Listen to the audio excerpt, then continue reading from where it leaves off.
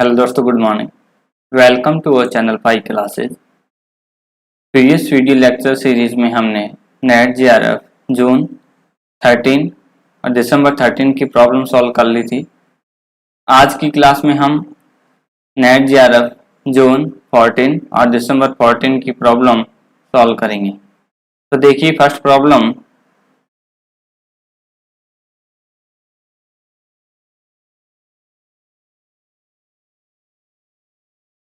The recently discovered Higgs boson at the LHC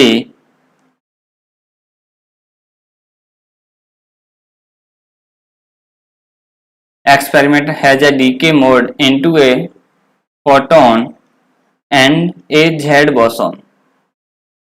If the rest masses of Higgs and Z boson are 125 giga electron volt upon c square and 90 giga electron volt upon c square respectively, and the decaying Higgs particle is at rest, the energy of the photon will approximately be। देखिए क्या हो रहा है कि Higgs boson है, ठीक है, वो डीके हो रहा है। किसमें हो रहा है? फोटोन और जेड बोसॉन में। और आपको दे रखा है rest masses of Higgs and Z boson आपको दे रखे हैं, and the decaying Higgs particle is rest. जो हिग्स पार्टिकल है वो किस स्टेट में है? वो रेस्ट में है। The energy of the photon will approximately be. आपको फोटोन की एनर्जी ज्ञात करनी है। तो देखिए सॉल्यूशन। क्वेश्चन ये कह रहा है, देखिए हिग्स बोसॉन के लिए हम सिंबल यूज कर लेते हैं एच। एच है वो डीके हो रहा है, एक तो जेड बोसॉन में, एक हो रहा है गामा यानी कि फोटोन में। अब देखिए आपको दे रखा है रेस्ट मास एनर्जी दे रखी है। इस क्वेश्चन रेस्ट मास एनर्जी इसके लिए दे रखी है 125 giga electron volt upon C square. इसके लिए दे रखी जेड बोसॉन के लिए 90 giga electron volt upon C square. ये रेस्ट मास की बात हो रही है, रेस्ट मास एनर्जी। और हम जानते हैं फोटोन के लिए रेस्ट मास कितना होता है? 0। तो इसकी रेस्ट मास एनर्जी कितनी हो जाएगी? 0। और आपको ये दे रखा है जो हिग्स बोसॉन है वो किसमें था? रेस्ट में।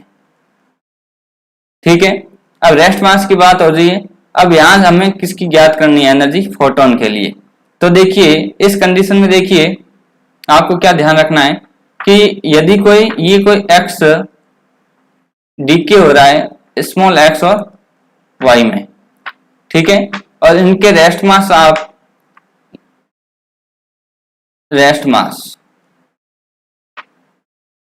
एम नॉट एक्स, ठीक है, इसके लिए rest mass M naught small X M not Y, ठीक है। और रेस्ट मास एनर्जी की बात करें इनकी तो हम लिख सकते हैं M naught X C square M naught small X C square M not Y, ये रेस्ट मास की बात होगी। अब देखिए हमें क्या करना है कि यदि हमें एक्स की एनर्जी ज्ञात करनी हो, क्या ज्ञात करनी हो? एक्स की एनर्जी ज्ञात करनी हो, तो देखिए energy of X equal to mass of rest mass of capital X, और यहां हम लिखेंगे rest mass of small X का square plus rest mass of capital X का square minus rest mass of Y का स्क्वायर इंटू टी स्क्वायर। इसी तरीके से यदि हमें y की एनर्जी ज्ञात करनी हो तो E Y equal to rest mass of capital X, ठीक है, एम नॉट वाई का whole square rest mass of Y का whole square plus rest mass of X का square minus small X not का whole square into C square. ये तो होगी बात किस टर्म्स में? मास की टर्म्स में। यदि हम इसको एनर्जी में चेंज करें, ठीक है, तो देखिए यदि हम क्या करें इसको सी स्क्वायर से ऊपर और नीचे मल्टीप्लाई कर दे तो देखिए हम जानते हैं एनर्जी क्या होती है, E बराबर mc² इस रूप में। ठीक है, तो ये देखिए mx mass into c² energy हो जाएगी।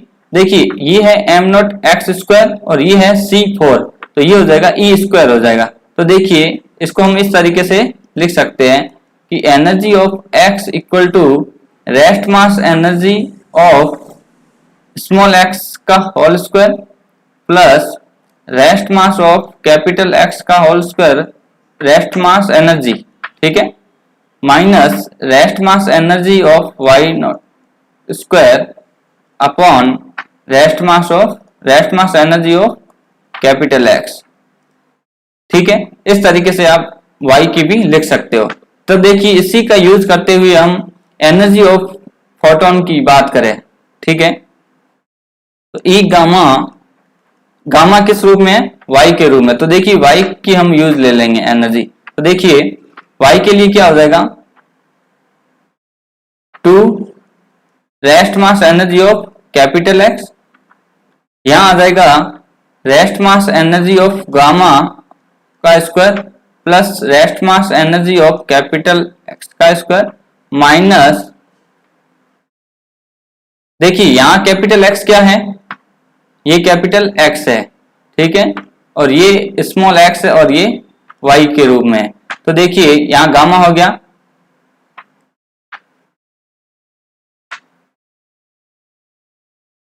यहां क्या आ जाएगा, हिग्स बोसॉन, और यहां भी क्या आ जाएगा, Higgs boson H minus E(Z0) का स्क्वायर। अब देखिए क्वेश्चन में आपको रेस्ट मास एनर्जी, देखिए rest mass energy of photon की तो 0 हो जाएगी, E0H का स्क्वायर मतलब हिग्स बोसॉन की रेस्ट मास एनर्जी आपको दे रखी है 125 का whole square minus Z boson के लिए आपको दे रखी है 90 का होल स्क्वायर अपॉन 2 इंटू 125। जब आप इसको सोल्व करोगे तब आपके पास जो वैल्यू आएगी वो आएगी अप्रोक्सीमेट 30 गीगा इलेक्ट्रॉन वोल्ट। क्या आ जाएगा, 30 गीगा इलेक्ट्रॉन वोल्ट। ठीक है, तो ऑप्शन सी क्या हो जाएगा, करेक्ट हो जाएगा। तो देखिए ये आपको ध्यान में होना चाहिए, एक तो रेस्ट मास की टर्म में और एक रेस्ट मास एनर्जी की टर्म में। नेक्स्ट प्रॉब्लम देखिए, in a classical model a scalar spin zero meson consist of a quark and antiquark bound by a potential VR equal to AR plus B upon R, where A और B की आपको value दे रखी है।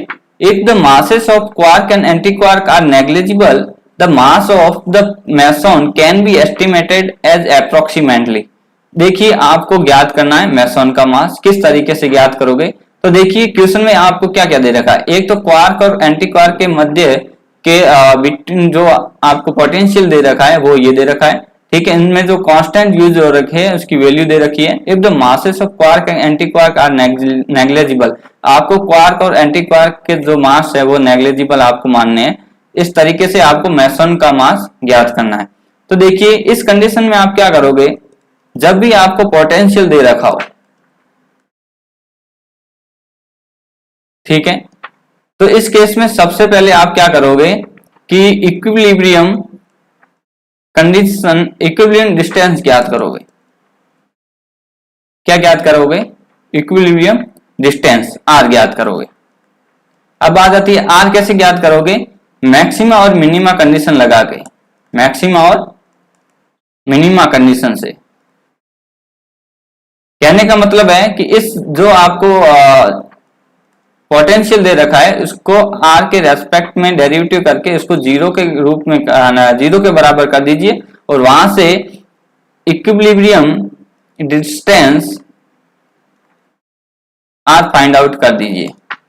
ठीक है, अब देखिए तो हम आगे की मतलब प्रॉब्लम सॉल्व करते हैं। तो देखिए from for equilibrium distance, equilibrium distance R, ठीक है, ये हमें ज्ञात करना। तो देखिए मैक्सिमम मिनिमा कंडीशन लगाएंगे तो D V R upon D R equal to 0। ठीक है, तो डी अपॉन डी आर ये है A R plus B upon R equal to 0। यहां से डेरिवेटिव करोगे तो A minus B upon R square equal to 0। ठीक है, यहां से यदि आप r की वैल्यू निकालोगे तो r की वैल्यू आएगी आपके पास b अपॉन ए। ठीक है, यहां से b और a की वैल्यू पुट कर दीजिए। b की वैल्यू है आपके पास 100 मेगा इलेक्ट्रॉन वोल्ट फर्मी। क्या दे रखा है? 100 मेगा इलेक्ट्रॉन वोल्ट फर्मी और ए 200 मेगा इलेक्ट्रॉन वोल्ट यहां दे रखा है, फर्मी इनवर्स दे रखा है, तो ये फर्मी कहां चले जाए? ऊपर। ठीक है, इसके मल्टीप्लाई में मेगा इलेक्ट्रॉन वोल्ट से मेगा इलेक्ट्रॉन वोल्ट, तो देखिए आर की वैल्यू आपके पास आएगी R equal to 1 upon root 2 fermi. क्या आ जाएगा? R equal to 1 upon root 2 fermi. ये आपको इक्विलिब्रियम डिस्टेंस आ गई आपके पास। अब देखिए हमें मेसन्स का मास ज्ञात करना है, तो देखिए हम रिलेशन यूज लेंगे एनर्जी मास रिलेशन। ठीक है,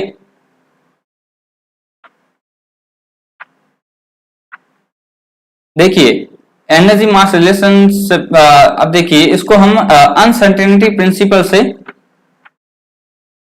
देखते हैं। तो देखिए uncertainty principle delta E dot delta T approximate equal to क्या होता है? H cut. यहां से डेल्टा ई की वैल्यू क्या आ जाएगी? H cut upon delta T.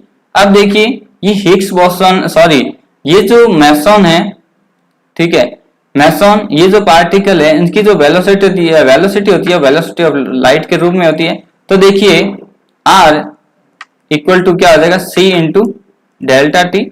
यहां से डेल्टा टी की वैल्यू निकालोगे तो क्या आ जाएगा? आर अपॉन सी। तो यहां से वैल्यू पुट कर दीजिए तो ये हो जाएगा H cut C upon R. देखिए ये आपको ध्यान में रखनी है कि एच कट सी की वैल्यू होती है वो 200 mega electron volt into Fermi. देखिए ये आपको सीधी याद होनी चाहिए, कहीं ना कहीं आपको यूज लेनी पड़ सकती है। देखिए H cut C equal to 200 mega electron volt fermi और आर की वैल्यू अभी हमने फाइंड आउट की। यहां से डेल्टा ई की वैल्यू निकाल दीजिए। Delta E equal to H cut C की value 200 mega electron volt fermi और आर की value 1 upon root 2 fermi into root 2 fermi से फर्मी, तो ये हो जाएगा 200 रूट 2 मेगा इलेक्ट्रॉन वोल्ट। अब देखिए delta E energy mass relation से देखिए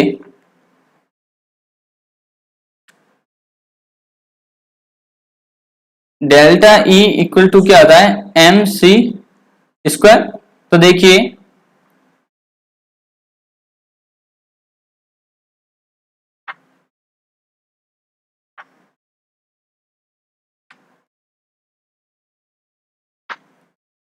डेल्टा ई इक्वल टू आपके पास वैल्यू आ जाएगी 200 रूट 2 मेगा इलेक्ट्रॉन वोल्ट। यहां से देखिए delta E M C square equal to 200 root 2 mega electron volt. यहां से देखिए एम की वैल्यू क्या आ जाएगी?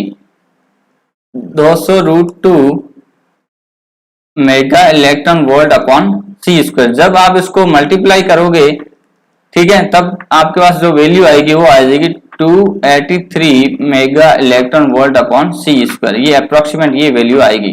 तो देखिए मास ऑफ मेसन कितना आ जाएगा? 283 mega electron volt upon C square. तो देखिए ऑप्शन बी इज करेक्ट।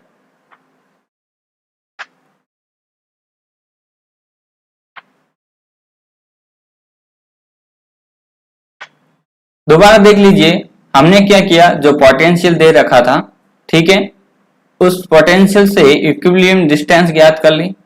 अब बात आती है इक्विलिब्रियम डिस्टेंस कैसे ज्ञात की? हमने जो पोटेंशियल दे रखा था उसका डेरिवेटिव किया आर के रेस्पेक्ट से, ठीक है, मैक्सिमा और मिनिमा कंडीशन से। तो आर की वैल्यू प्राप्त हो गई। ठीक है, उस आर की वैल्यू को यूज हमने ले लिया एनर्जी टाइम अनसर्टेनिटी प्रिंसिपल से। ठीक है, उसमें यूज लेके हमने डेल्टा ई की वैल्यू ज्ञात कर ली। फिर मास एनर्जी रिलेशन से delta E equal to M C square, तो delta E equal to delta E की वैल्यू हमने 200√2 फाइंड आउट की थी, और एम सी स्क्वायर, और एम की वैल्यू हमारे पास आ गई 200√2 mega electron volt upon C square. Next problem देखिए नेट जीआरएफ दिसंबर 14 की। फर्स्ट प्रॉब्लम देखिए, कंसीडर द फोर प्रोसेस। देखिए फोर प्रोसेस आपको 1 2 3 4 ये आपको प्रोसेस दे रखी। Which of the above is are forbidden for free particle. देखिए पार्टिकल फिजिक्स से रिलेटेड एक लंबी वीडियो बनाई हुई है, जिसमें टोटल, ठीक है, मतलब इस फॉरबिडन अलाउड कौन कौन सी रिएक्शन फॉरबिडन होगी, कौन कौन सी अलाउड होगी, ठीक है, कौन से कंजर्वेशन लॉ कंजर्व है नहीं है, ठीक है।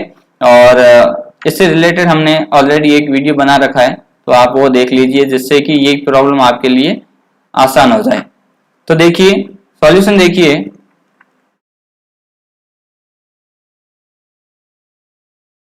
देखिए इसमें आपको ये नहीं पूछा है कि कौन,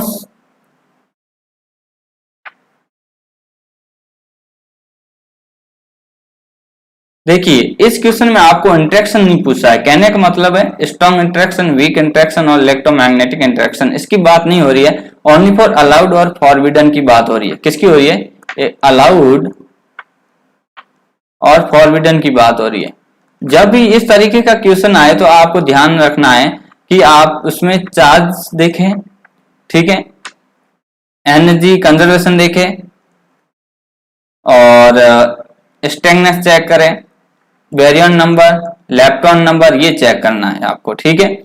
आपको isospin, third component of isospin, ठीक है, ये चेक करने की जरूरत नहीं है, ठीक है। तो देखिए फर्स्ट प्रॉब्लम देखिए, सॉरी फर्स्ट प्रोसेस देखिए, P प्लस। देखिए आपको इस बात पे भी गौर करना है, फ्री पार्टिकल्स। फ्री पार्टिकल्स का मतलब होता है कि जो रिएक्शन हो रही है वो आउटसाइड द न्यूक्लियस हो रही है, ठीक है। कहाँ रिएक्शन हो रही है? Outside the nucleus.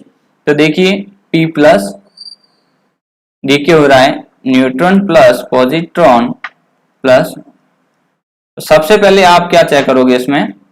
चार्ज। तो देखिए charge Q +1 0 +1 0, charge conserve. Baryon check कर लीजिए, बैरियन 1। देखिए प्रोटॉन क्या है? एक बैरियन नंबर है। न्यूट्रॉन भी क्या है? एक बैरियन नंबर है, 0 0 कंजर्व। उसके बाद स्ट्रेंथनेस चेक कर लीजिए, स्ट्रेंथनेस प्रोटॉन की 0 0 0 0, स्ट्रेंथनेस कंजर्व, ठीक है। उसके बाद चेक कर लीजिए इलेक्ट्रॉन नंबर। इसमें इलेक्ट्रॉन कौन से? इलेक्ट्रॉन, तो electron number of electron check करेंगे, 0 0। देखिए इलेक्ट्रॉन के लिए इलेक्ट्रॉन नंबर +1 होता है, ठीक है, ये एंटी पार्टिकल है, तो इसके लिए -1, तो -1। इसी तरीके से न्यूट्रिनो, इलेक्ट्रॉन न्यूट्रिनो के लिए +1, और एंटी इलेक्ट्रॉन न्यूट्रिनो के लिए -1, ठीक है। तो देखिए इसके लिए क्या आ जाएगी? +1, तो ये भी 0, ये भी कंजर्व। अब देखिए इससे पता चल रहा है कि ये तो कंजर्व है। अब हमें एनर्जी कंजर्वेशन देखना है, तो एनर्जी कंजर्वेशन देखने के लिए हमें रेस्ट मास ध्यान में होना चाहिए। तो देखिए प्रोटॉन के लिए जो रेस्ट मास होता है वो है 938.3 मेगा इलेक्ट्रॉन वोल्ट। इसी तरीके से 939.6 mega electron volt upon C square, ठीक है। और ये देखिए इलेक्ट्रॉन और anti particle of electron masses same, ठीक है, ये 0, न्यूट्रिनो के लिए मास 0। अब देखिए ये जो रिएक्शन हो रही है वो फ्री पार्टिकल मतलब आउटसाइड द न्यूक्लियस हो रही है।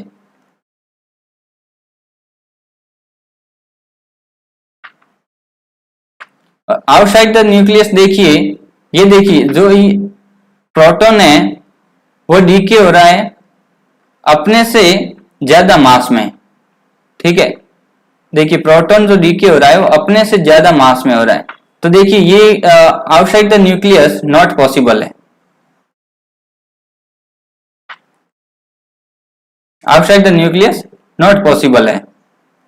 ये रिएक्शन ओनली और only inside the nucleus possible है, ठीक है। इसमें क्या होता है काइनेटिक एनर्जी, ठीक है, ट्रांसफर कर लेते हैं, इस तरीके से कुछ रिएक्शन होती है उसमें हम देखते हैं। तो इनसाइड द न्यूक्लियस ये रिएक्शन क्या है पॉसिबल है, और आउटसाइड द न्यूक्लियस यानी कि फ्री पार्टिकल में ये रिएक्शन पॉसिबल नहीं है। तो ये कैसी रिएक्शन है, फॉरबिडन रिएक्शन। तो देखिए ऑप्शन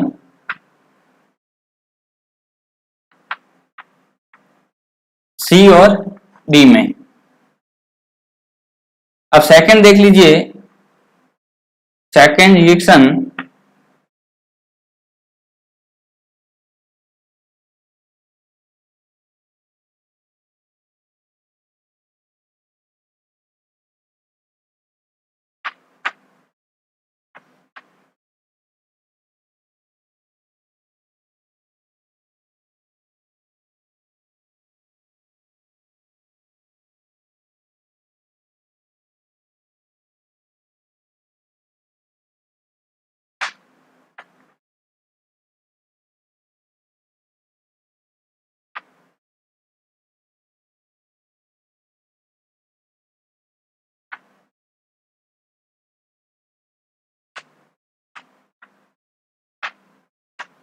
तो देखिए सेकंड रिएक्शन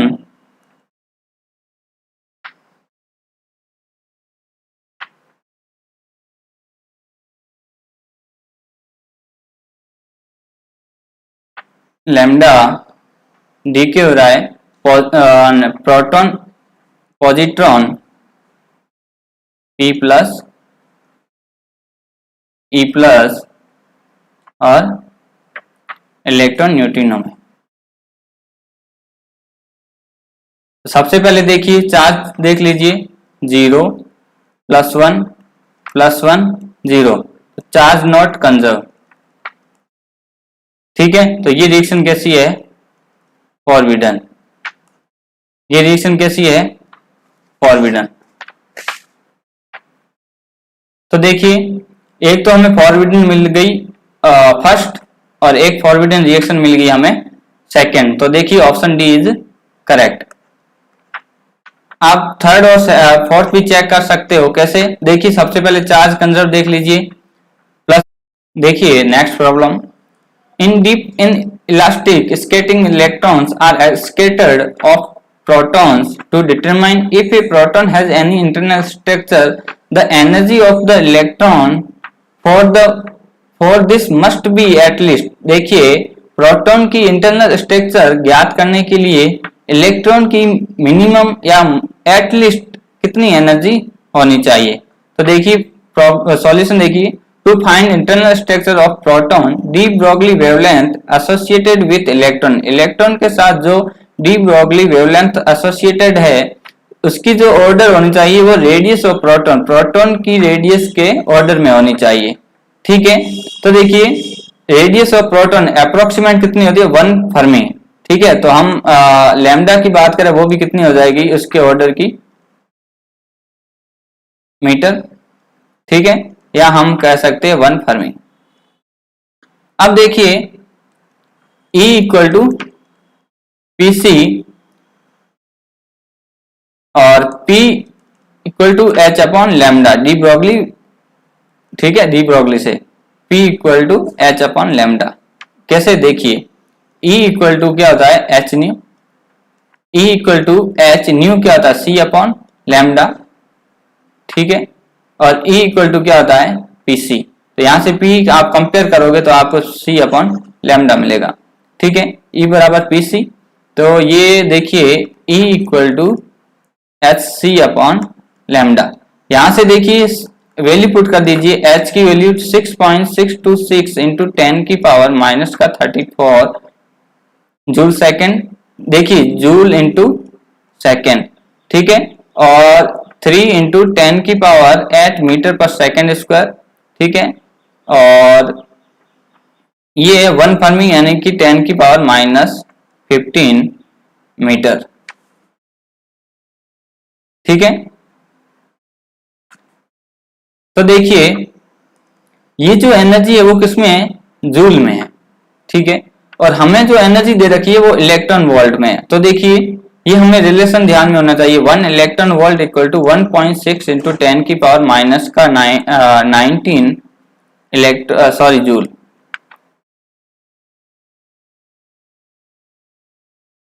ठीक है, जूल में। तो देखिए ये किसमें, जूल में है, तो 1 जूल क्या हो जाएगा, 1 electron volt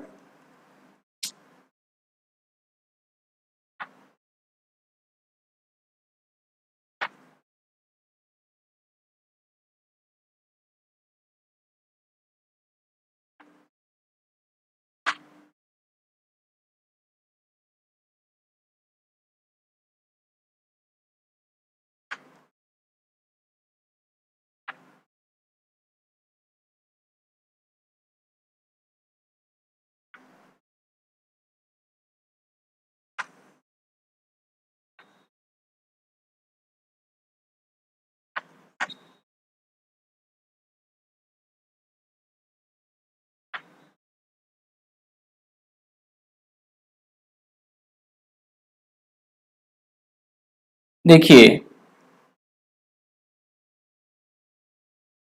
1 electron volt equal to 1.6 into 10 की पावर 19 जूल, तो 1 जूल कितना हो जाएगा, 1 इलेक्ट्रॉन वोल्ट अपॉन 1.6 इंटू 10 की पावर माइनस, तो देखिए इसको डिवाइड कर दीजिए, तो 6.626 इंटू 10 की पावर माइनस 34 इंटू 3 इंटू 10 की पावर 8 अपॉन 10 की पावर माइनस का 15 इंटू 1.6 इंटू 10 की पावर माइनस का 19 इलेक्ट्रॉन वोल्ट। जब आप इसको सॉल्व करोगे तब आपके पास जो वैल्यू आएगी वो 12.4 इंटू 10 की पावर 8 इलेक्ट्रॉन वोल्ट, ठीक है। तो देखिए 1.24 इंटू 10 की पावर 9 इलेक्ट्रॉन वोल्ट, ठीक है, तो अप्रोक्सीमेट हमें जो आंसर मिलेगा 1.25 इंटू 10 की पावर 9 इलेक्ट्रॉन वोल्ट। तो देखिए ऑप्शन 1.29 सॉरी 1.25 10 की power 9 electron volt, option A is correct.